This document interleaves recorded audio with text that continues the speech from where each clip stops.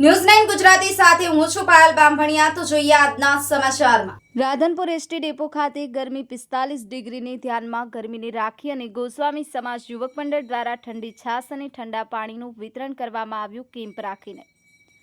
પાટણ જિલ્લાના રાધનપુર ખાતે કાળઝાળ ગરમી વચ્ચે અમૃત સમાન ઠંડી છાશનું વિતરણ કરવામાં આવ્યું અને સાથે ઠંડા પાણીનું વિતરણ કરવામાં આવ્યું। રાધનપુર વિસ્તારની અંદર અત્યારે 45 ડિગ્રી જેવી ગરમી હોય અને લગ્ન ગાળો હોય તેવા સમયે મોટી સંખ્યામાં લોકો એસટી બસ સ્ટેન્ડ ખાતે મુસાફરી કરવા માટે આવતા હોય છે।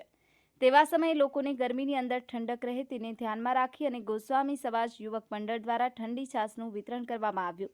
સાથે ઠંડા પાણીનું વિતરણ કરવામાં આવ્યું। લોકોને ગરમી વચ્ચે અમૃત સમાન છાશ પીવડાવવામાં આવી। મોટી સંખ્યામાં મુસાફરોએ ગરમી વચ્ચે શેકાતા ઠંડી છાશ પી અને ઠંડક અનુભવી હતી।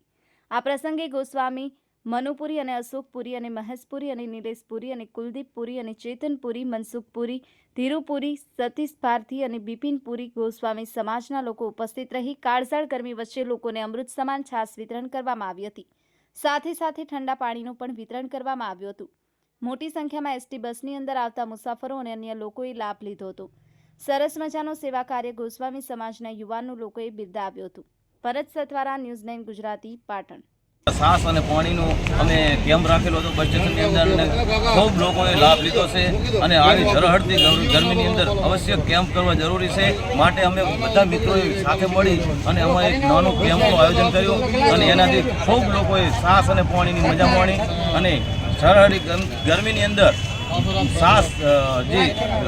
છાશ અને પાણી ખૂબ લોકોએ પીધું અને એનો અમે લાભ લીધો અને આવો નવો અમારે અમુક કાર્ય અમે કરતા રહેશું એવું અમારું માનવું છે।